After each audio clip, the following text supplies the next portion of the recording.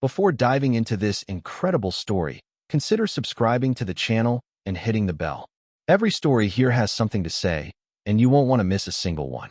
Emily Parker had always known that life wouldn't cut her any corners. Born in a small, forgotten Midwestern town, in a modest house with worn shutters and peeling walls, she had grown up with the weight of poverty on her shoulders. Her mother, Diane, a brave but exhausted woman, had raised Emily alone after her father abruptly left her when Emily was only 6 years old. Every day, Diane juggled 2 jobs, waitress by day, housekeeper by night, to pay the bills, provide meals, and give Emily a chance to get ahead. At school, Emily was studious, determined to succeed at all costs.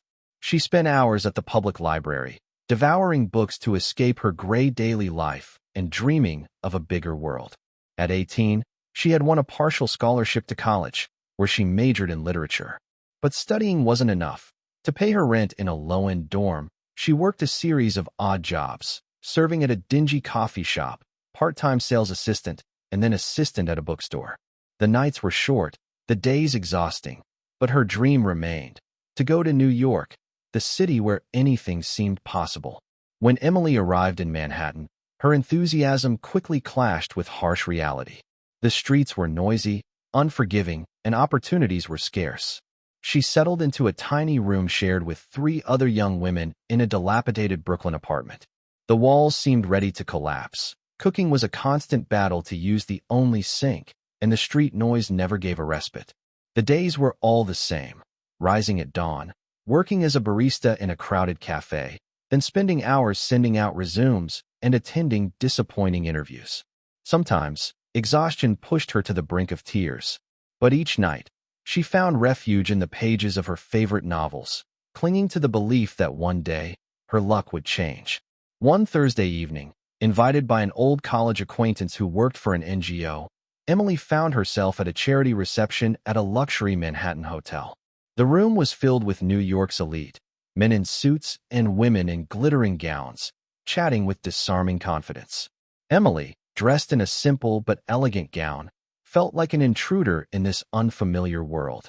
As she gazed at the crowd with a mixture of admiration and doubt, one man caught her eye: Charles Whitman. He stood alone by a bay window, his imposing figure silhouetted against the city lights. His impeccably styled graying hair and tailored suit exuded an aura of authority. The air was thick with rumors about him: a real estate tycoon, a quiet but feared billionaire, known for his ruthless decisions and cold temper. Yet when their eyes met, Charles gave her a rare, almost human smile. He approached Emily, struck up a conversation, and they talked for hours, free from pretensions and judgments. Emily felt a curiosity mixed with a strange sense of calm. Charles, for the first time, seemed genuinely interested in her, not for her background or her rank, but for who she was. To everyone's surprise, a week after that evening, Charles proposed to Emily. The news sent shockwaves through their social circle. For Emily, it was a mixture of conflicting emotions: excitement, fear, but above all, the hope of a life finally free from poverty. Despite her doubts, she accepted, driven by the promise of a different future. The wedding was lavish but strange. Held at Charles's villa, an imposing estate perched high above Manhattan, the ceremony brought together only a few hand-picked guests. No family, no close friends, just the 2 of them and a few unfamiliar faces. Emily moved into the sumptuous mansion, marveling at the expansive salons, rare artwork, and panoramic views of the city. Yet, behind this dreamlike facade, she perceived an emptiness. Charles was distant, his gaze shifty and his silences heavy. Every night, he seemed to withdraw into an unfathomable solitude, and Emily felt the weight of a secret he refused to share. She wondered if she had made the right choice. Could luxury and security really erase the hurts of the past and fill the void in their budding relationship? A week after the wedding, Emily still felt like a stranger in this vast house. Every day she discovered new corridors, unexplored rooms, and art objects she didn't understand. But there was one study, located in a remote wing of the villa, whose door was always locked. Charles had always avoided the subject when she asked, dodging Emily's curiosity with a simple gesture.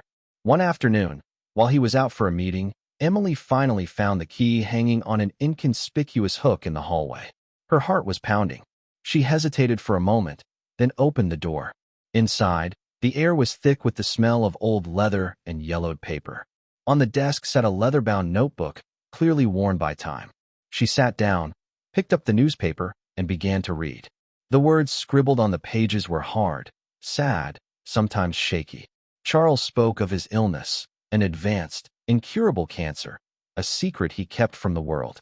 He had little time left, and the thought of leaving without someone to preserve his empire worried him. Emily discovered that the marriage was not a budding romance, but a carefully calculated arrangement. Charles sought an heiress, someone he could trust to manage his affairs and protect his name. A young woman he hoped would flourish in that role. But the diary also revealed a dark side. Charles had built his fortune by crushing his competitors, sometimes through dubious methods, leaving behind economic ruin and shattered lives. He mentioned several enemies, deep-seated grudges, and the loneliness that this power imposed on him.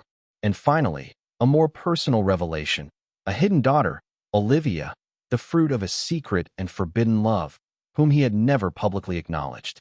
He wrote of his pain at having to abandon her, his fear of losing yet another family, but also his secret hope of one day righting this wrong. With a heavy heart, Emily waited for Charles to return. When he entered, she handed him the journal. The words were no longer mere sentences on paper, but silent accusations, open wounds. Charles lowered his eyes, his shoulders sagging under the weight of the truth. He confessed everything to her, without embellishment. His illness, which he wanted to hide so as not to appear weak, his fear of dying alone and forgotten, the weight of his past mistakes, and this marriage, which he hadn't intended as a trap, but as a chance to find true light. Emily, I'm not asking you to stay for money or out of duty. I want you to stay because you're the first person who's ever looked at me without judgment. You're the light I've never known. But as Emily struggled to come to terms with these revelations, another clap of lightning struck. One evening, her phone rang. On the other end, a young, determined voice introduced herself. Olivia, the hidden girl. Olivia explained that she had learned of Emily's existence and wanted to meet her. She had grown up in the shadows, ignored by her father, with the bitter feeling of an irremediable absence. It was not only a request for confrontation, but also a search for truth, recognition, perhaps even forgiveness. Emily felt the weight of a new dilemma. This woman, unknown and yet so close to her and Charles, was going to upset their fragile balance.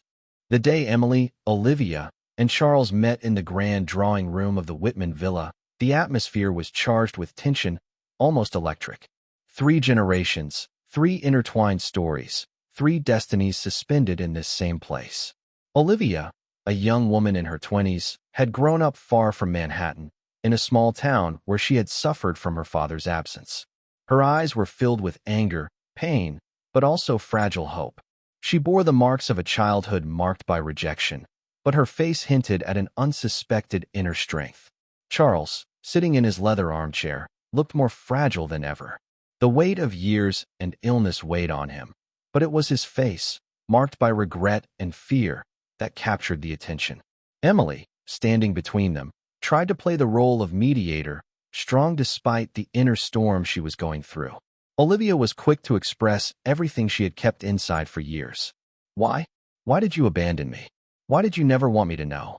Her voice trembled, mixed with suppressed sobs. Charles lowered his head, unable to meet the accusing gaze. I can't erase the mistakes of the past, Olivia. I made choices I regret every day. I built walls to protect myself, but I never meant to hurt you. Emily placed a comforting hand on Olivia's arm. We can't change the past, but perhaps we can build a future, together. The confrontation, though painful, marked a turning point. Charles realized that he had wasted his life accumulating wealth and power, but had neglected the essentials, human relationships, love, and forgiveness. He opened up more to Emily and Olivia, sharing buried memories, admitting his flaws, and asking, for the first time, to be forgiven not only for his illness, but for the wounds he had inflicted. Emily, strong despite her trials, chose to stay by his side, no longer as a naive heiress, but as a partner in a project of reparation.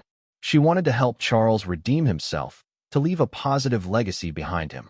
Over the months, Emily and Olivia forged a strong bond, moving beyond the pain of the past. Together, they discovered unsuspected strengths, sharing their stories, their hopes, their dreams. Charles, despite his inexorably advancing illness, found a certain peace in this late reconciliation. Their home became a place of sincere exchanges, rare but precious laughter, and plans for the future. A year later, after Charles's death, Emily took over the reins of a foundation established in her husband's memory. The organization's mission was to help broken families, support victims of social injustice, and promote reconciliation and dialogue. Olivia, now Emily's close ally and friend, held a key role within the foundation. Together, they worked to transform the pain of the past into concrete actions for a better world. The pain of the past never fully disappeared, but Emily felt she had found new strength. She was no longer a young girl lost in a vast city, nor a wife trapped in an arranged marriage. She had become a woman capable of transforming pain into hope, loneliness into family. And, in this sometimes difficult path, they had found something precious: redemption, acceptance, and perhaps true love, the kind that is built with patience, truth, and courage.